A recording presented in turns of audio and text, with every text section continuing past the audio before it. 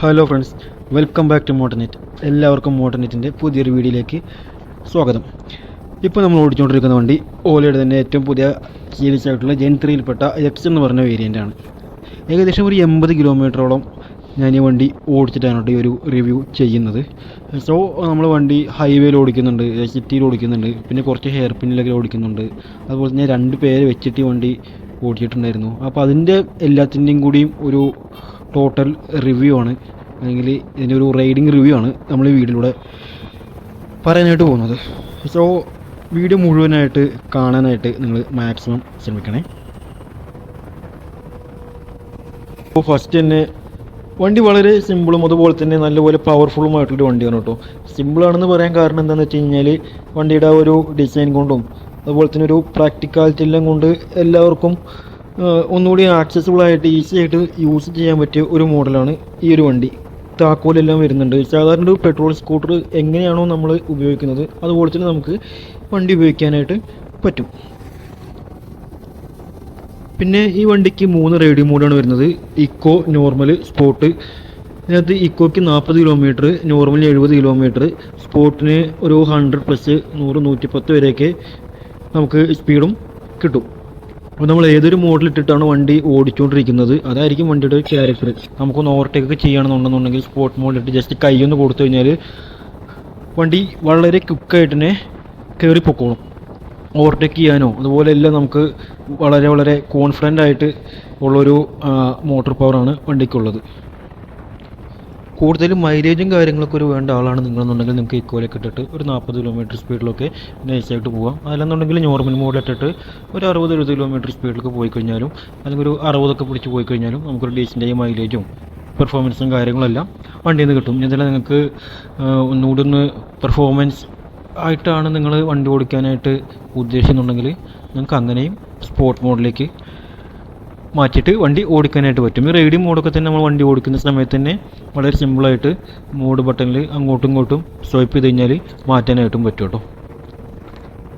ഇപ്പോൾ നമ്മൾ ഡബിൾസൊക്കെ ഇരുന്ന് പോകുകയാണെന്നുണ്ടെങ്കിലും അല്ലെങ്കിൽ നല്ലൊരു കയറ്റൊക്കെ ആണെന്നുണ്ടെങ്കിൽ പോലും വണ്ടി വളരെ സിമ്പിളായിട്ട് ആ കയറ്റോ അല്ലെങ്കിൽ ആ ഒരു സിറ്റുവേഷൻ ഹാൻഡിൽ ചെയ്തോളും. അതിന് വണ്ടിയുടെ ഒരു പവർ തന്നെയാണ് കാരണം. സോ നമുക്ക് എവിടെയും മറ്റു ചില ഇലക്ട്രിക് വണ്ടികളെ അപേക്ഷിച്ചിട്ട് നമുക്ക് പവർ യാതൊരു തരത്തിലും ഓലയിൽ കോംപ്രമൈസ് ചെയ്തിട്ടില്ല. ആവശ്യത്തിന് അധികം പവർ വണ്ടിക്ക് വരുന്നുണ്ട്. പിന്നെ വണ്ടിയുടെ റൈഡിങ് കംഫർട്ടിനൊക്കെ പറ്റി പറഞ്ഞു കഴിഞ്ഞാൽ ഞാൻ വളരെ സാറ്റിസ്ഫൈഡ് ആണ് കേട്ടോ.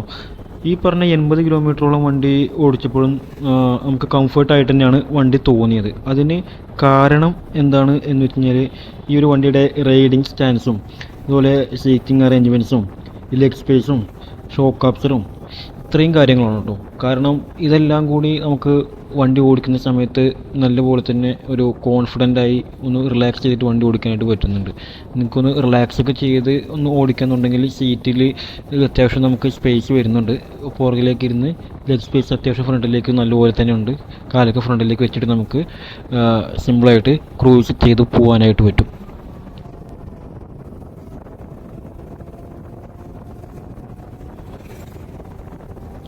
ഇനി വണ്ടിയുടെ ബ്രേക്കിങ്ങിനെ പറ്റി പറയാം. വണ്ടിയുടെ ബ്രേക്കിംഗ് വളരെ അഡ്വാൻസ്ഡും അതുപോലെ തന്നെ എഫിഷ്യൻറ്റും ആയിട്ടുള്ള ഒരു ബ്രേക്കിംഗ് സിസ്റ്റമാണ്. ബേസിക്കലി ഈ വണ്ടിക്ക് CBS വന്നിട്ടുണ്ട്, അതായത് കമ്പൈൻഡ് ബ്രേക്കിംഗ് സിസ്റ്റം. ഫ്രണ്ടും ബാക്കും ഒരുമിച്ച് അപ്ലൈ ആവുന്ന സിസ്റ്റമാണത്. ഡ്രം ബ്രേക്കാണ്. ഇതിൽ അഡ്വാൻസ്ഡ് ആയിട്ട് എന്താണെന്ന് വെച്ച് കഴിഞ്ഞാൽ വണ്ടിയുടെ ആക്സിലേറ്ററിൽ നമുക്ക് റീജനറേഷൻ ഉണ്ട്. അതായത് നമ്മൾ ആക്സിലേറ്റർ ഇതുപോലെ ഓപ്പോസിറ്റ് ഒന്ന് ത്രോട്ടിൽ പിടിച്ചു കഴിഞ്ഞാൽ വണ്ടി പയ്യെ ബ്രേക്ക് ആവും. അത് നമുക്ക് ഈ ഓല ഇലക്ട്രിക്കിൻ്റെ ആപ്പിൽ അതിൻ്റെ ഒരു accuracy low, high, default, off എന്നുള്ള നമുക്ക് വേണ്ടതനുസരിച്ച് സെറ്റ് ചെയ്യാനായിട്ടും പറ്റും കേട്ടോ. അപ്പോൾ അങ്ങനെ ചെയ്യുമ്പോൾ നമുക്ക് ഈ ബ്രേക്കിൻ്റെ ലിവറിൽ പിടിക്കാതെ തന്നെ ത്രോട്ടിൽ ഓപ്പോസിറ്റ് കൊടുത്തു കഴിഞ്ഞാൽ നമുക്ക് ഈ ഒരു ബ്രേക്കിങ്ങും വണ്ടിക്ക് കിട്ടും. നമുക്ക് വണ്ടി എക്കോ മോഡിലേക്ക് വന്നിട്ട് ഓടിച്ചു നോക്കാം കേട്ടോ. ഇപ്പോൾ വണ്ടി എക്കോ മോഡിലേക്കാണ് നമ്മൾ മാറ്റിയിട്ടുള്ളത്. കണ്ടോ, മാക്സിമം ഒരു 40 to 43 ഇറക്കമായതുകൊണ്ടായിരിക്കും 43 വരെയൊക്കെ സ്പീഡ് പോകുന്നുണ്ട്.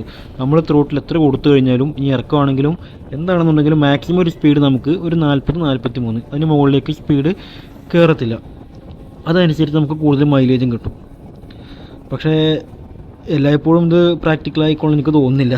കാരണം നമുക്കൊക്കെ ലാഗ് വരുന്ന ഒരു ഏർപ്പാടാണ് ഈ ഒരു ഇക്കോയിലൊക്കെ ഇട്ട് പോകാമെന്ന് വെച്ച് കഴിഞ്ഞാൽ. അങ്ങനെ വരുന്ന സിറ്റുവേഷൻസിൽ നമുക്ക് നേരെ മോഡ് അങ്ങോട്ട് ചേഞ്ച് ചെയ്യുന്നത് നോർമൽ സ്പോട്ട്. എത്ര പെട്ടെന്നാണ് വണ്ടിയുടെ പവർ മാറിയെന്ന് നോക്കി. 40 പോകുന്ന നമ്മളിത് 70 കഴിഞ്ഞ് ഓൾമോസ്റ്റ് 76 വരെ 80 വരെ നമ്മളവിടെ ടച്ച് ചെയ്ത്. അത്രയും പെട്ടെന്ന് വണ്ടി കയറിപ്പോവും. നമുക്ക് പവർ വേണമെന്ന് തോന്നിക്കഴിഞ്ഞാൽ നേരെ മോഡ് ഷിഫ്റ്റ് ചെയ്യുന്നു, അപ്പോൾ തന്നെ പവർ കയറ്റി എടുക്കാനായിട്ട് പറ്റും. അതാണ് വണ്ടിയുടെ മറ്റൊരു അഡ്വാൻറ്റേജ്. പിന്നെ ഈ വണ്ടിയിൽ ക്രൂയിസ് കൺട്രോൾ വരുന്നുണ്ട് കേട്ടോ. ഒരു ബേസ് മോഡലാണെന്നുണ്ടെങ്കിൽ പോലും കമ്പനി ഈ ഒരു വണ്ടിയിലും ക്രൂയിസ് കൺട്രോൾ കൊടുത്തിട്ടുണ്ട്.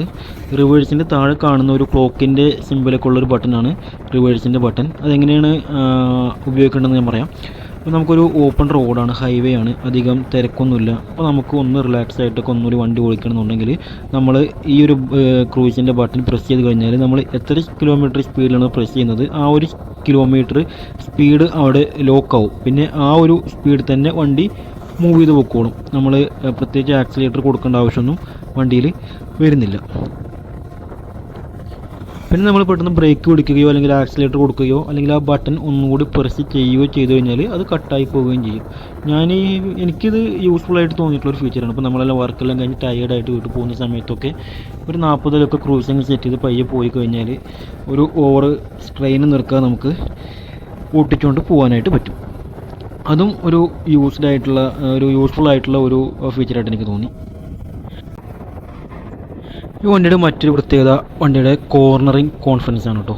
ഞാൻ വളരെ ഫൺ ടു റൈഡായിട്ട് വണ്ടി കൊടുക്കുന്ന ഒരാളാണ്. അപ്പോൾ വണ്ടി നല്ലൊരു കോർണറെല്ലാം കിട്ടുന്ന സമയത്ത് അത് ഒന്ന് എൻജോയ് ചെയ്തെടുക്കാൻ ഞാൻ നോക്കാറുണ്ട്. അതിന് പറ്റിയൊരു വണ്ടിയാണ് ഈ വണ്ടി. കാരണം ഈ വണ്ടിയുടെ വെയിറ്റ് ഡിസ്ട്രിബ്യൂഷനാണ്. വണ്ടിയിൽ ബാറ്ററി വരുന്ന നമ്മുടെ കാലൊക്കെ വെക്കുന്ന ഒരു ഡെക്ക് സ്പേസ് ഏരിയൻ്റെ അവിടെ തൊട്ടിട്ട് ഒരു ഡിക്കിയുടെ ഒക്കെ ഒരു പകുതി വരെയൊക്കെ വരുന്ന ഒരു ബാറ്ററി വരുന്നുണ്ട്. പിന്നെ മോട്ടറും പുറകിൽ വരുന്നതുകൊണ്ട് വണ്ടിയുടെ വെയിറ്റ് ഡിസ്ട്രിബ്യൂഷൻ പക്കയാണ്. അപ്പോൾ അതുകൊണ്ട് നമുക്കൊരു കോർണറൊക്കെ എടുക്കാനായിട്ട് നല്ല കോൺഫിഡൻറ്റോടെ തന്നെ കോർണറൊക്കെ എടുക്കാനായിട്ടും വണ്ടിയിൽ പറ്റും. ഇനി നമുക്ക് ചെറിയൊരു ഹെയർ പിൻ എടുത്ത് നോക്കാം. ഹെയർ പിന്ന് ഇറങ്ങാറാകുമ്പോഴത്തേക്കും ഞാൻ ആദ്യം ചെയ്ത് വണ്ടിയുടെ മോഡ് ചേഞ്ച് ചെയ്തു കേട്ടോ. വണ്ടിയുടെ മോഡ് നോർമലിൽ നിന്ന് സ്പോർട്സിൽ നിന്നെല്ലാം മാറ്റിയിട്ട് നേരെ ഇക്കോയിലേക്ക് ഇട്ടു. അപ്പോൾ വണ്ടിയുടെ പവർ പെട്ടെന്ന് തന്നെ കുറയും. അതുപോലെ തന്നെ ഈ പറഞ്ഞ 40 മുകളിലേക്ക് പിന്നെ വണ്ടി 43 വരെ അതിന് മുകളിലേക്ക് വണ്ടി സ്പീഡ് കയറി പോകത്തുമില്ല. പിന്നെ നമുക്ക് റീജിയൻ ആക്സിലറേറ്ററും ഓപ്പോസിറ്റ് പിടിച്ചിട്ട് വണ്ടി സ്ലോ ആക്കി. ഇതിന് ടേണിംഗ് റേഡിയസ് വളരെ കുറവാണ് വണ്ടിക്ക്. നമുക്ക് വണ്ടി ചെറിയൊരു സ്പേസിൽ തന്നെ ഓടിച്ചോ അല്ലെങ്കിൽ വളച്ചെടുക്കാനായിട്ട് ഒരു യൂ ടേൺ എടുക്കുന്ന സിറ്റുവേഷൻ ഇപ്പോൾ നമ്മൾ എടുത്തതുപോലെ തന്നെ വളരെ സിമ്പിളായിട്ട് നമുക്ക് ടേൺ ചെയ്തെടുക്കാനായിട്ട് പറ്റും. കാരണം വണ്ടിയുടെ ടേണിംഗ് റേഡിയസ് വളരെ കുറവാണെന്നുള്ളതാണ്. ഈ സിറ്റിയിലൊക്കെ ഒരു യൂ ടേൺ ഒക്കെ എടുക്കുന്ന സമയത്തൊക്കെ നമുക്ക് സിമ്പിളായിട്ട് വണ്ടി എടുത്തുകൊണ്ട് പോകാനായിട്ട് പറ്റും.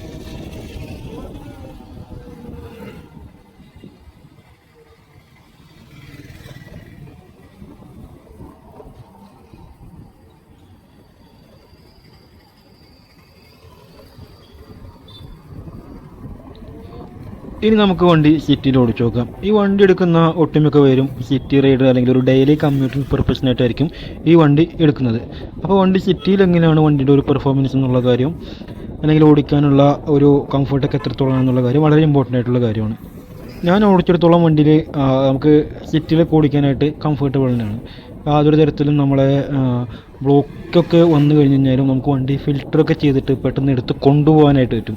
കാരണം ഈ പറഞ്ഞ പോലെ തന്നെ വണ്ടിയുടെ ടേണിംഗ് റേഡിയസ് വളരെ കുറവാണ്. ഒരു ഹാൻഡിൽ ബാറിൻ്റെ ഒരു സെറ്റപ്പ് എല്ലാം വെച്ചിട്ട് നമുക്ക് വണ്ടി ഫിൽറ്റർ ചെയ്ത് എടുത്ത് കൊണ്ടുപോകാനായിട്ട് പറ്റും. പിന്നെ അതിനുള്ളൊരു പുള്ളിങ്ങും വണ്ടിക്കുണ്ട്. പെട്ടെന്ന് തന്നെ കയറ്റി എടുത്ത് കൊണ്ടുപോകാൻ പറ്റുന്ന രീതിക്കുള്ള ഒരു പുള്ളിങ്ങും വണ്ടിയിലുണ്ട്. ഒരു ഹമ്പിൾ ആൻഡ് നിമ്പിളായിട്ടുള്ള വണ്ടി ആയതുകൊണ്ട് നമുക്കൊരു ടോയൊക്കെ കൊണ്ടു നടക്കുന്ന കണക്ക് തന്നെ ഈ ഒരു വണ്ടി സിറ്റിയിലൂടെ ഓടിച്ചു കൊണ്ട് പോകാനായിട്ട് പറ്റും. എൻ്റെ ഒരു അഭിപ്രായത്തിൽ ഈ ഒരു വണ്ടി ശരിക്കും ഒരു സിറ്റി റൈഡ് അല്ലെങ്കിൽ ഒരു കമ്മ്യൂട്ടിംഗ് പർപ്പസിന് വേണ്ടി ഡിസൈൻ ചെയ്ത അല്ലെങ്കിൽ ഫീച്ചർ ചെയ്ത പോലെയാണ് തോന്നുന്നത് കേട്ടോ. കാരണം ഹൈവേയിൽ ഓടിക്കുന്നതിനേക്കായി ഒന്നുകൂടി നമുക്ക് ഒരു ഫൺ ടു റൈഡ് പോലെ തോന്നുന്നത് സിറ്റിയിൽ ഓടിക്കാനായിട്ടാണ്.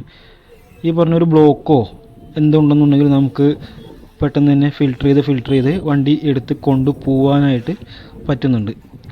സോ നമ്മൾ സിറ്റിയിലേക്കൊക്കെ ഓടിക്കാനായിട്ടാണ് ഒരു സ്കൂട്ടർ നോക്കുന്നത്, അതും ഒരു ഇലക്ട്രിക് നോക്കുന്നുണ്ടെങ്കിൽ നിങ്ങൾക്ക് തീർച്ചയായിട്ടും പരിഗണിക്കാവുന്ന ഒരു മോഡലാണ് ഓലയുടെ എക്സ് എന്ന് പറഞ്ഞ മോഡൽ. ഇതിൻ്റെ 4 കിലോവാട്ടിലും 3 കിലോവാട്ടിലും വേരിയൻ്റ് വരുന്നുണ്ട്. നിങ്ങളുടെ ഒരു എത്രത്തോളം മൈലേജും കാര്യങ്ങളൊക്കെ ഡെയിലി വേണ്ടി വരും എന്നുള്ളൊരു കണക്കൊക്കെ അനുസരിച്ചിട്ട് നിങ്ങൾക്ക് വേണ്ട വണ്ടി എടുക്കാവുന്നതാണ്. അപ്പോൾ ഈ ഒരു വീഡിയോ വൈൻഡപ്പ് ചെയ്യാനുള്ള സമയമായി. നിങ്ങൾക്ക് വീഡിയോ ഇഷ്ടപ്പെടുന്നുണ്ടെങ്കിൽ തീർച്ചയായിട്ടും നിങ്ങൾ ഒന്ന് ലൈക്ക് ചെയ്യുക. അതുപോലെ തന്നെ ചാനൽ ഒന്ന് സബ്സ്ക്രൈബ് ചെയ്ത് സപ്പോർട്ട് ചെയ്യുക. അതുപോലെ വണ്ടി എടുക്കാനായിട്ടൊക്കെ ആരെങ്കിലും ഉദ്ദേശിക്കുന്നുണ്ട് നിങ്ങളുടെ ഫ്രണ്ട്സോ ഫാമിലിയൊക്കെ ഉണ്ടെങ്കിൽ അവർക്ക് കൂടി വീഡിയോ ഒന്ന് ഷെയർ ചെയ്ത് കൊടുക്കുക. അപ്പോൾ അടുത്തൊരു വീഡിയോയിൽ കാണുന്നവരേക്കും ബൈ. Thank you.